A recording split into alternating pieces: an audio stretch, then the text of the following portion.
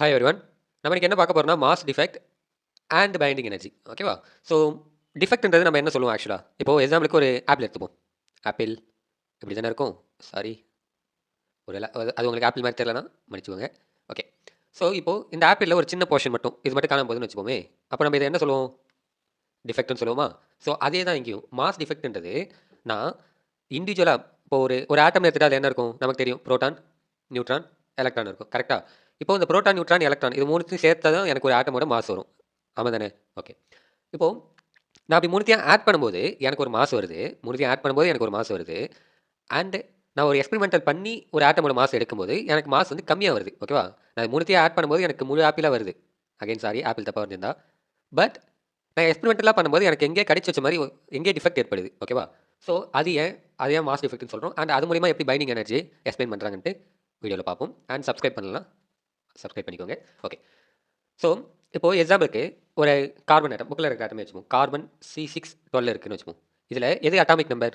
6 தான் atomic number. எப்படி இருக்கும் உங்களுக்கு தெரியும்னு நினைக்கிறேன். ஏ இசட்னு இருக்கும். ஸோ இசட்ன்றது அட்டாமிக் நம்பர், ஏன்றது மாஸ் நம்பர். ஸோ மாஸ் நம்பர்ன்றப்போ நம்ம எதை சேர்த்து சொல்லுவோம்? அட்டாமிக் நம்பரையும் ப்ளஸ் நம்பர் ஆஃப் நியூட்ரான் அதையும் தானே சேர்த்து சொல்லுவோம். ஆக்சுவலாக என்னென்னு வரும் ஃபார்முலா? A = Z + N வரும்.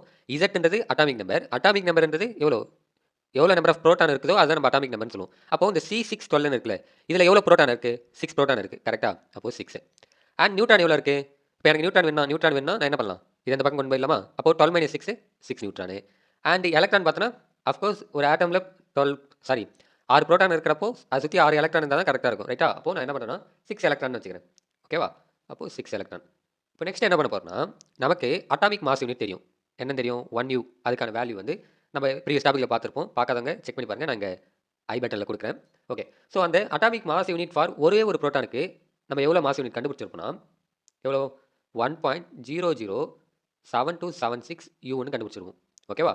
அண்ட் ஃபார் நியூட்ரானுக்கு என்னென்னு கண்டுபிடிச்சிருப்போம்னா 1.008665 யூன்னு கண்டுபிடிச்சிருவோம். அண்ட் ஃபார் எலக்ட்ரானுக்கு அவங்க கண்டுபிடிச்சிருக்க மாட்டோம். பட் உங்களுக்கு புக்கில் கொடுத்துருக்காங்க. என்னன்னா 0.00 இன்னொரு 055 யூ. ஓகேவா? இப்போ நான் என்ன பண்ண போகிறேன்னா மல்டிப்ளிகேஷன் பண்ண போகிறேன். அப்படி மல்டிப்ளிகேஷன் பண்ணும்போது எனக்கு என்ன வேல்யூ வருதுன்னா புரோட்டானோட வேல்யூ சம்திங் லைக் 6.04362 யூன்னு வருது. ஓகேவா? அண்ட் ஃபார் நியூட்ரானுக்கு பார்த்தோன்னா என்ன வருது? 6.05196 யூன்னு வருது. எலக்ட்ரானுக்கு பார்த்தோன்னா 0.0033 யூ. ஓகே. இது வரையும் எல்லாம் ஓகே, பக்கா. இப்போ நமக்கு ஒரு ஆட்டமில் எவ்வளோ மாஸ் இருக்குன்னு தெரியணும்னா ஒரு ஆட்டமோட மாஸ், ஓகேவா? ஒரு ஆட்டமோட மாஸ் எவ்வளோன்னு தெரியும்னா இப்போ நான் இது மூணுத்தையும் ஆட் பண்ண எனக்கு கிடைச்சிரும். ஆமாம் தானே? கரெக்ட். இப்போது நான் ஸ்பெசிஃபிக்காக நியூக்ளியஸை மட்டும் எடுக்க போகிறேன். ஓகேவா? இந்த நியூக்ளியஸ்ன்றப்போ நியூக்ளியஸில் என்ன இருக்கும்? புரோட்டானும் நியூட்ரானும் இருக்கும். அப்போது நான் இது ரெண்டுத்தை மட்டும் ஆட் பண்ண போகிறேன். புரோட்டானையும் நியூட்ரானையும் மட்டும் ஆட் பண்ணால் எனக்கு என்ன வருதுன்னா எவ்வளோ வருது? 12.09558 யூன்னு வருது. நீங்கள் ஆட் பண்ணி பாருங்கள். இன்கேஸ் உங்களுக்கு தப்பாக வந்துன்னா நீங்கள் கமெண்ட் செக்ஷனில் சொல்லுங்கள். ஓகேவா? ஸோ 12.09558 யூன்னு வருது. இது எதுக்கான வேல்யூ? நியூக்ளியஸ்க்கான வேல்யூ. Or nucleons. புரோட்டானும் நியூட்ரானும் சேர்த்து நம்ம என்ன சொல்லுவோம்னா நியூக்ளியான்ஸ் சொல்லுவோம். ஞாபகம் வச்சுக்கோங்க. நம்ம இன்ட்ரடக்ஷன்லேயே அதை பார்த்துருப்போம். ஓகே. இது நமக்கு தெரிஞ்ச கால்குலேஷன் படி மேத்தமெட்டிக்கலாக கண்டுபிடிச்சது. ஓகேவா? எக்ஸ்பெரிமெண்டலாக ஒரு ஆட்டம் கார்பனுக்கான நியூக்ளியஸ் என்னவா இருக்கும்? கார்பனுக்கான மாஸ் என்னவா இருக்கும்? அந்த ஆட்டமுக்கான மாஸ் என்னவா இருக்குன்ட்டு எக்ஸ்பெரிமெண்டலாக பார்க்கும்போது அவங்களுக்கு என்ன வருதுன்னா 12 யூன்னு வருது. ரைட்டா?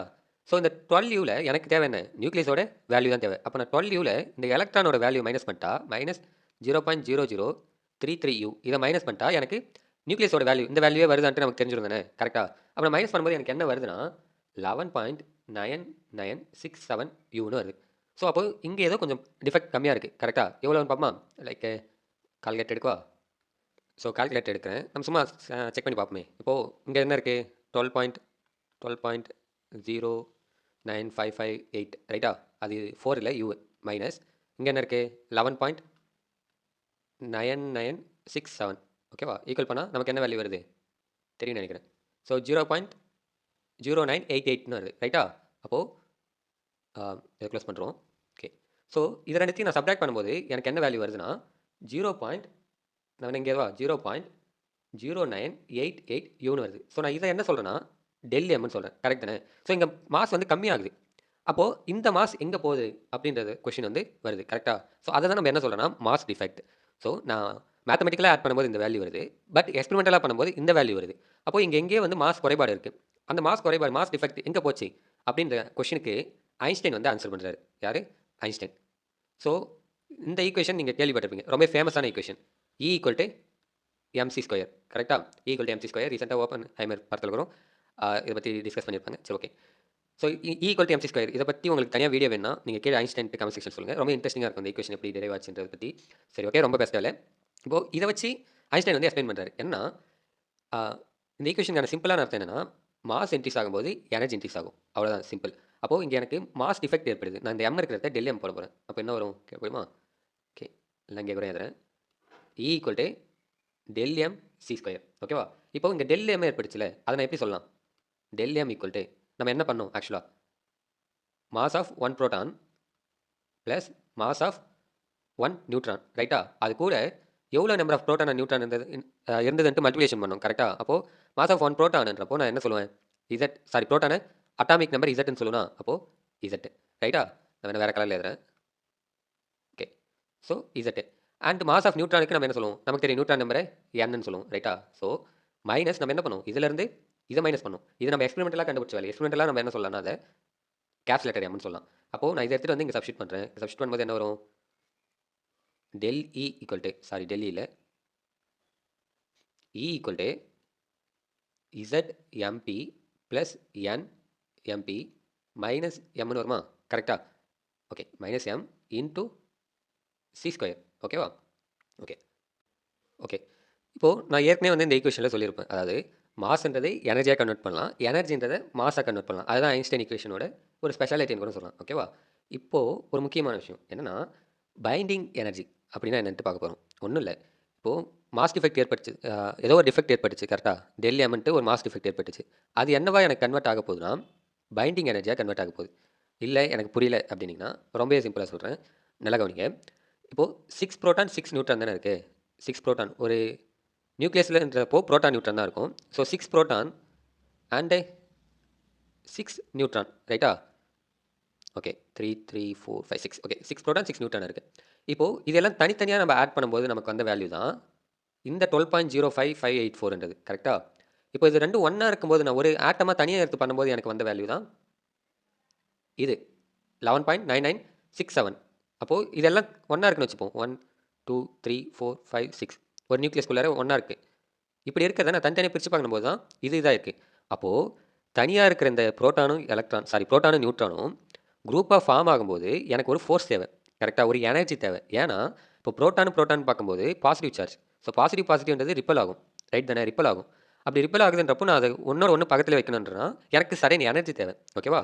ஸோ அப்போது இப்படி தனித்தனியாக இருக்கிற இந்த ஆட்டம்ஸ் குரூப்பாக ஃபார்ம் ஆகும்போது, சாரி, தனித்தனியாக இருக்கிற ப்ரோட்டானும் நியூட்ரானும் குரூப்பாக ஃபார்ம் ஆகும்போது அங்கே எனக்கு ஒரு எனர்ஜி தேவைப்படுது. அந்த எனர்ஜி தான் இந்த மாஸாக வந்து எனக்கு வெளில போகுது, ஓகேவா? டிஃபெக்ட் ஏற்படுறதுக்கு காரணம். ஐ மீன் இது ஒன்று சேர்றதுக்கு அந்த கொஞ்சோண்டு மாஸ், எவ்வளோ மாசு? 0.988 இருக்குல்ல, இவ்வளோ மாசம் வந்து யூஸ் பண்ணிக்குது, ப்ரோட்டானும் நியூட்ரானும் யூஸ் பண்ணிக்குது. ஸோ அந்த டிஃபெக்ட், அந்த எனர்ஜி தான் நம்ம என்ன சொல்லலாம்? Binding energy. Yes, correct, binding எனர்ஜின்னு சொல்லுவோம். புரியுன்னு நினைக்கிறேன், ஓகேவா? ஸோ நியூக்ளியன்ஸ்ன்றது ப்ரோட்டான் நியூட்ரானும் ப்ரோட்டான் நியூட்ரான் கூட வச்சுக்கோங்க. ப்ரோட்டான் நியூட்ரானில் தனித்தனியாக இருக்கிற அந்த ஆட்டம்ஸ், தனித்தனியாக இருக்கிற அந்த ப்ரோட்டான் நியூட்ரான் எனக்கு ஒரு குரூப்பாக ஃபார்ம் ஆகி தான் ஒரு நியூக்ளியஸ்ன்றது வரும். அப்படி குரூப்பாக ஃபார்ம் ஆகும்போது அங்கே எனக்கு ஒரு எனர்ஜி தேவைப்படுது, ப்ரோட்டான் பக்கத்தில் இருக்கிறதுக்காக. ஸோ அந்த எனர்ஜி எனக்கு எது கொடுக்குன்னா இந்த டிஃபெக்ட் மாஸ் தான் கொடுக்கும். So binding energy BE equal to, நான் என்ன எழுதலைன்னா, Z MP plus N MP minus M, Einstein equation substitute பண்ணும்போது இசட் ஸ்கொயர்னு வந்துடும், ஓகேவா? சிம்பிள். இப்போது நெக்ஸ்ட் என்ன பண்ண போகிறோம்னா, நம்ம நியூக்ளியஸாக பார்க்கும்போது கொஞ்சம் கால்குலேஷன் கொஞ்சம் டஃப்பாக இருக்கும். அதுக்காக நான் என்ன பண்ண போகிறேன்னா, ஐ மீன் அவங்க என்ன பண்ணுறாங்கன்னா ஒரு ஹோல் ஆட்டமாக எடுத்துக்கிறாங்க. ஹோல் ஆட்டமாக எடுக்கும்போது இங்கே தப்பாக எடுத்து பாருங்க, எத்தனை பேர் கவனிச்சிங்கன்னு தெரியல. ஸோ உங்கள் ப்ரோட்டானே எடுத்து பாருங்க. ஆக்சுவலாக அங்கே என்ன வரும்? நியூட்ரான் தானே வரும். ஸோ என் ரைட்டா? ஓகே, கரெக்ட் தான். இப்போ என்ன பண்ண போகிறேன்னா, என்ன சொன்ன மாதிரி ஒரு ஆட்டமாக நான் எடுக்கும்போது எனக்கு கொஞ்சம் ஈஸியாக இருக்கும். அதுக்காக நான் என்ன பண்ணணும், ஒரு ஆட்டம் பார்க்கும்போது ப்ரோட்டான் நியூட்ரான் எலக்ட்ரான் இருக்கும். எனக்கு ப்ரோட்டான் நியூட்ரான் இருக்குது, அப்போ எலக்ட்ரான் ஆட் பண்ணணும் தானே? அப்போ இந்த ஈக்குவேஷன் எப்படி ஆகுதுன்னா, binding energy equal to Z MP, இசட்ன்றது எவ்வளோ நம்பர் ஆஃப் ப்ரோட்டான் இருக்குன்ட்டு, அண்ட் என்னன்றது எவ்வளோ நம்பர் ஆஃப் நியூட்ரான் இருக்குன்ட்டு, அண்ட் இது ஒன் மாஸ், ஒரு நியூட்ரானோட மாஸ் எவ்வளோ in terms of atomic mass unit, ஓகேவா? ஸோ அப்போ எம் என் ப்ளஸ் அகைன் எவ்வளோ நம்பர் ஆஃப் எலக்ட்ரான் இருக்க போகுதுன்றதுக்காக Z and mass of one electron E minus Z M E இப்படி எதாவது தானே கேன்சல் அவுட் ஆனால் எனக்கு திரும்பி இதே தான் வரும். அப்போ திரும்பி minus M and C square. கரெக்டாக? இப்போ நெக்ஸ்ட் என்ன பண்ண போகிறோம்னா இசட்எம்பி இசட்எம்இ இருக்குது, இதை ரெண்டுத்தையும் காமனாக வெளியே எடுக்க போகிறேன். ஓகேவா? அப்போது B equal to Z M P plus M E. புரியுன்னு நினைக்கிறேன். இதை ரெண்டுத்தை மட்டும் எடுத்துகிறேன். மீதி என்ன இருக்கும்? இந்த என்எம் இருக்குமா? So N M N next minus M caps letter M அது. Okay. And minus Z M E. கரெக்டாக? ஓகே. இப்போது இன்னொன்று சொல்கிறேன். என்னென்னா இப்போது mass of proton mass of electron இருக்குது. கரெக்டாக? பட் இங்கே ஒன் எம்பி ஒன் எம்இ தான் இருக்குது. ஐ மீன் ஒரு மாஸ் ஆஃப் புரோட்டான் ஒரு மாஸ் ஆஃப் எலக்ட்ரான் தான் இருக்குது. ஸோ ஒரு புரோட்டான் ஒரு எலக்ட்ரான் எதுக்கு இருக்கும்? ஹைட்ரஜனுக்கு தான் இருக்கும். கரெக்டாக? அப்போ நான் இது என்ன சொல்லலாம்? மாஸ் ஆஃப் ஹைட்ரஜன் அட்டம் சொல்லலாமா? ஐ மீன் எம்ஹெச்னு சொல்லாமல் மாஸ் ஆஃப் ஹைட்ரஜன் அட்டம் சொல்லலாம். ரைட்டா? ஸோ பி ஈக்குவல் டு என்னென்னலாம் Z mass of hydrogen atom plus இன்னொன்று என்னென்னா நல்லா கவனிங்க எம் ப்ளஸ் மைனஸ் இசட் எம்மின்னு இருக்குது. இதுலேருந்து நம்ம I mean subtraction negative sign இதை வெளில எடுக்கிறேன். இதை வெளில எடுக்கும்போது எனக்கு எப்படி ஆகிடும்? இங்கே எதுவா? ஓகே. ஸோ இதை வெளில எடுக்கிறேன்றப்போ இப்படி ஆகிடுமா? நீங்கள் அகைன் இந்த நெகட்டிவ் சைன் உள்ளார மல்டிப்ளை பண்ணால் நெகட்டிவ் எம் நெகட்டிவ் இசட் எம்னு இருக்கும். ரைட்டா? இப்போ நல்லா கவனிங்க. இது வந்து total mass of the atom. கரெக்டாக? நம்ம ஃபஸ்ட்லேருந்தே பார்த்துட்டு வந்திருக்கோம். Total mass of the atom நம்ம எக்ஸ்பெரிமெண்டலாக கண்டுபிடிக்கும் போது வந்த மாஸ். இது என்னன்னா மாஸ் ஆஃப் எலக்ட்ரான். ரைட்டா? So total mass of atom and mass of electron வந்து என்ன ப்ரொடியூஸ் பண்ணுது? மாஸ் ஆஃப் ஆட்டமில் மாஸ் ஆஃப் நியூக்ளியஸ். தப்பாக சொல்லிட்டேன். So total mass of nucleus தான் பார்த்துருப்போம். ஓகேவா? ஸோ அப்போது நான் நியூக்ளியஸ் ஸோ நமக்கு தெரியும் என்னது? நியூக்ளியஸ் ப்ளஸ் எலக்ட்ரான் தான் நமக்கு ஹோல் ஆட்டம் வரும். கரெக்டாக? அப்போது நான் இதை வந்து ஒரு ஃபுல் ஆட்டமாக சொல்லலாம் தானே? Mass of nucleus plus electron. So whole ஆட்டமாக சொல்லலாம். அப்போ நான் அதை எப்படி சொல்லலாம்னா எம்ஏ அப்படின்லாம். ஓகேவா? எம்ஏ. ஸோ பேலன்ஸ் என்ன இருக்குது? MN minus mass of an atom, ஒரு ஆட்டமோட மாஸ். ஸோ அண்ட் தென் என்ன இருக்குது? சி ஸ்கொயர் இருக்கானா? அவ்வளோதான். ஸோ பைண்டிங் எனர்ஜி கர்வ் இல்லை, அது நம்ம நெக்ஸ்ட் டாபிக் பார்ப்போம். பைண்டிங் எனர்ஜினா என்னென்னா Zm mass of hydrogen atom plus neutron number of neutron plus mass of neutron minus mass of an atom. ஓகேவா? And C square. ஸோ புரிஞ்சிருக்குன்னு நினைக்கிறேன். பொறுமையாக பாருங்கள். டவுட்ஸ் ஏதாவது இருந்தால் கமெண்ட் செக்ஷனில் மென்ஷன் பண்ணுங்கள். ஸோ இதுதான் வந்து பைண்டிங் எனர்ஜி சொல்லுவோம். அண்ட் இங்கே வந்து கொஞ்சம் தெளிவான எக்ஸ்ப்ளனேஷன் கொடுத்துருப்பேன். தனித்தனியாக இருக்க ப்ரோட்டான் நியூட்ரான் கிட்ட வரும்போது எனக்கு ஒரு சடன் ஃபோர்ஸ் தேவை. ஐ மீன் ப்ரோட்டான் கிட்ட வரணுன்றப்போ எனக்கு சடன் எனர்ஜி தேவை. அந்த எனர்ஜி எது கொடுக்குதுன்னா எனக்கு டிஃபெக்டான மாஸ் தான் கொடுக்குது. அதை எப்படி நம்ம கன்க்ளூட் பண்ணுறோம்னா ஐன்ஸ்டைனோட ஃபார்முலா வச்சு தான் கன்க்ளூட் பண்ணுறோம். மாசம் வந்து நான் எனர்ஜியாக கன்வெர்ட் பண்ணலாம். ஸோ எனர்ஜி வந்து மாசம் கன்வெர்ட் பண்ணலான்ட்டு அப்படி. அண்ட் ஓகே, புரிஞ்சிருக்குன்னு நினைக்கிறேன். உங்கள் ஃப்ரெண்ட்ஸுக்கு ஷேர் பண்ணுங்கள். கண்டிப்பாக ஷேர் பண்ண மாட்டீங்க, இருந்தாலும் சொல்கிறேன். அண்ட் சப்ஸ்கிரைப் பண்ணுங்கள். சப்ஸ்கிரைப் பண்ணாதவங்க வேறு என்ன டவுட்ஸ் இருந்தால் கமெண்ட் செக்ஷனில் கேளுங்க. தேங்க்யூ. Signing off.